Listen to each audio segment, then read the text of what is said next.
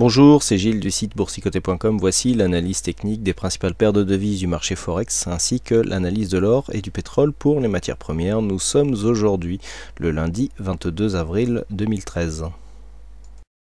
Et nous commençons tout de suite cette analyse avec la paire de devises euro-dollar. Donc la paire de devises qui confirme ici sa sortie dynamique puisque depuis que nous avons eu cette cassure de support ici, les cours sont revenus tester cette zone comme une résistance et donc commencent à infléchir leur courbe. Donc nous avons clairement ici des cours qui commencent à rester ici sous cette moyenne mobile 20 exponentielle. Il faudrait une confirmation ici par une cassure de cette zone des 1.30 pour confirmer le mouvement de consolidation.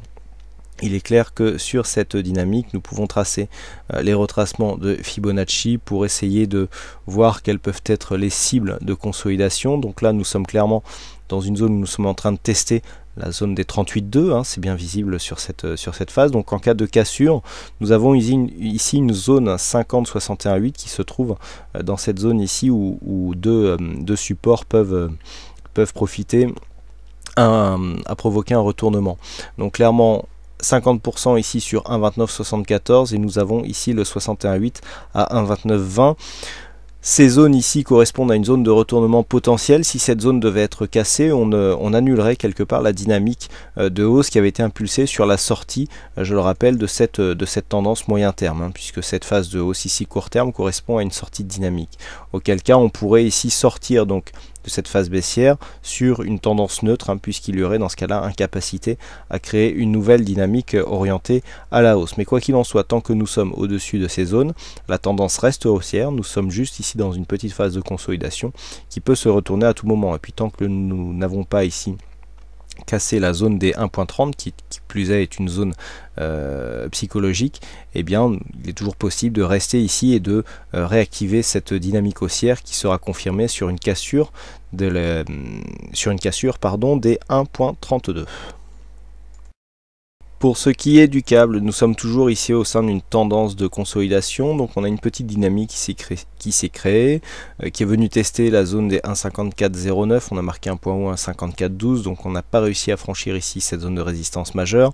Depuis, les cours s'inscrivent dans un mouvement de consolidation qui n'est pas très dynamique, on est en train de tester ici, confirmer un test de cette zone des 50-61,8 avec cette résistance ici qui fait office de limite, puisque c'est sur une cassure de cette résistance que nous pourrions confirmer une sortie de cette dynamique de consolidation qui sera validée après cassure ici de cette zone des 1,5414. Donc pour l'instant nous sommes dans une phase de continuité, la tendance n'est pas dynamique, on casse assez facilement la moyenne mobile 20 exponentielle, on vient presque marquer des contacts ici avec la bande de Bollinger supérieure, donc il est clair que nous sommes ici dans une phase d'attente suite à cette phase de hausse ici qui s'est développée en quelques jours. Donc là pour l'instant phase d'attente, donc une zone haussière qui serait, je le rappelle, confirmée donc sur une cassure de cette résistance baissière et la zone est 1,5412. Par contre, une cassure baissière ici des 1,5178 marquerait une cassure des 61,8% et affaiblirait énormément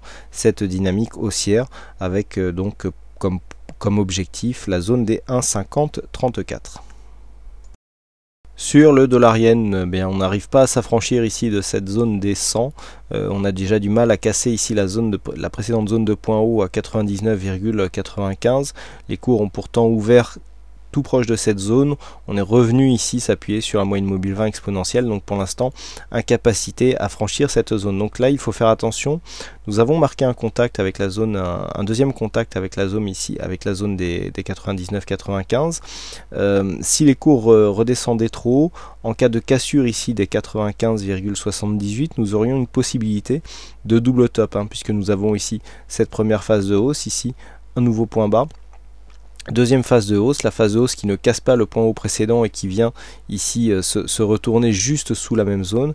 Si nous cassons ici cette zone de point bas, nous avons un double top à valider et donc l'objectif nous ramènerait quasiment ici sur les 92,70. Donc ici attention à ne pas, en cas de cassure ici de cette zone de point bas, nous aurions un objectif qui confirmerait les retracements de Fibonacci, puisque vous voyez les 61,8 sont relativement proches ici de cette zone de cassure. Donc là, pour ne pas infirmer ici la tendance haussière, on a une zone qui va de 95,50 à 95,80 on va dire, pour ne pas retourner et puis repartir dans le sens inverse. Là pour l'instant nous sommes toujours dans une phase d'évolution haussière. Il ne faudrait pas trop hésiter ici sous cette zone des 100 yens pour $1.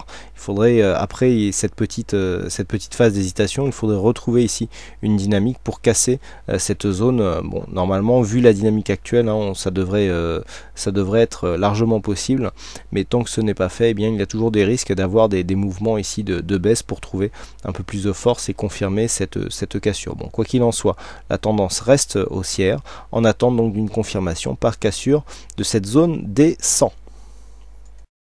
Sur le gold, le rebond continue suite à la forte phase de baisse enregistrée donc il y a quelques jours. Les cours sont en train de remonter. Alors on a validé ici une cassure des 38,2% puisque cette ancienne zone de point haut ici à 1420 $ l'once est en train de se transformer en support. On est en train de venir valider ici la zone des 50%. Alors c'est assez inquiétant puisque si nous regardons bien, il n'y a pas d'accélération ici sur la cassure des 38,2. On arrive dans une zone où les retournements sont nombreux et lorsque l'on regarde la configuration du point de vue des indicateurs, même si le RSI ici n'est pas en surachat, nous avons quand même un stochastique en surachat et un MACD qui commence à devenir très hésitant. Donc le fait de venir se retourner ici dans cette zone, si on commence à réaccélérer à la baisse, il y aurait clairement un risque de cassure baissière de cette zone des 1321,9, puisque après un retracement ici qui viendrait échouer sous les 50%, on aurait une reprise de la tendance de fond qui là est clairement orientée à la baisse. Donc attention, l'invalidation du scénario de reprise de baisse se ferait sur une cassure à la hausse des 1472 $ l'once. Donc pour l'instant on en est loin, on a un MACD qui commence à se retourner, on est bien conscient ici qu'on a une perte de dynamique. Alors il faudrait retrouver une dynamique ici et puis accélérer un petit peu pour vraiment valider une cassure et donc un retour possible ici sur les 1564 puisque c'est ce qui est en jeu.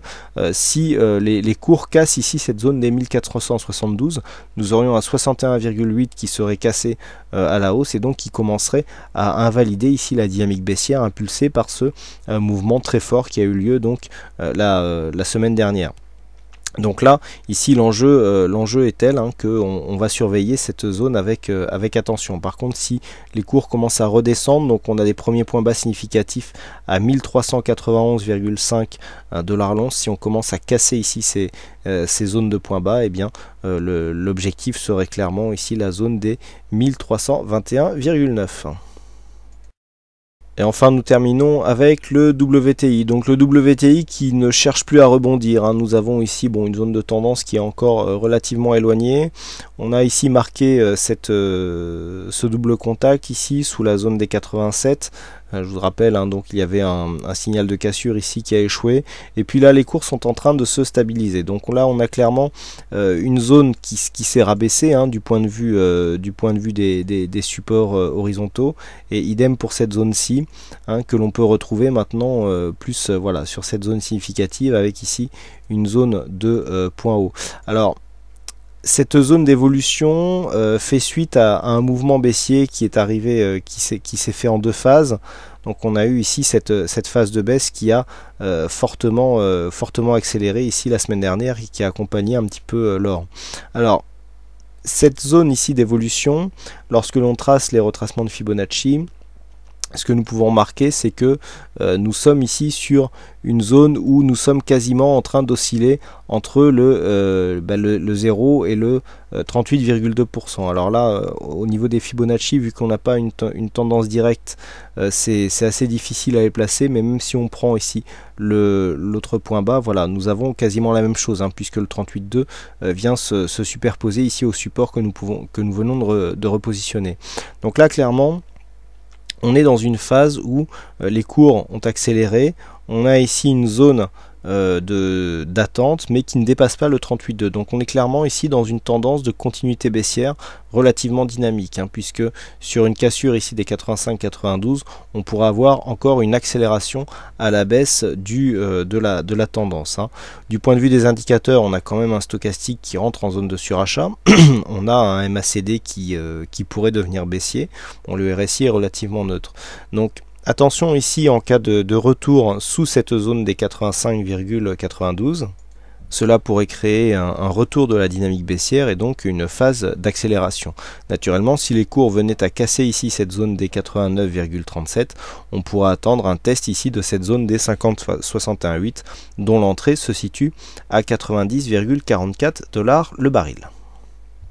Voilà ce que l'on peut dire sur cette analyse technique Forex et matières premières. Il ne me reste plus qu'à vous souhaiter à toutes et à tous une bonne soirée, bonne chance dans tous vos trades. Et je vous donne rendez-vous dès demain pour d'autres analyses techniques en vidéo. Bonsoir à tous.